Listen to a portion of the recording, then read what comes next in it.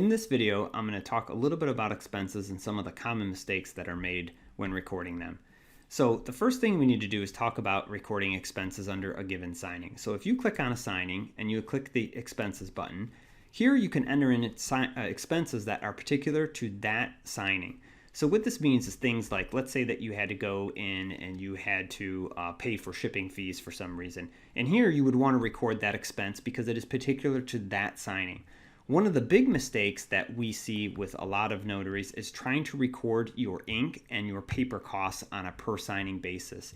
So you can't do that because the IRS doesn't allow you to expense it that way. You have to record that expense when you actually pay for it. So for example, if you go to Staples and you buy a ream of paper or a box of paper and some ink or toner for your printer, you have to write off that entire expense right on the date when you purchase it. You can't break it up and try to record it on like a per page basis or anything like that. So the way that you would record those type of expenses is you would go to the expenses page and then you would record them here.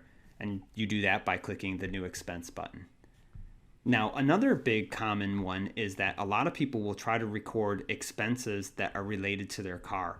Now, when you use the mileage method, which is what Notary Gadget is set up to do, because that's how you typically will get the biggest tax deduction is by expensing your mileage. And what I mean by that is that every mile you drive, the IRS has a designated rate that you can write that off at. So for 2021, it's 56 cents per mile.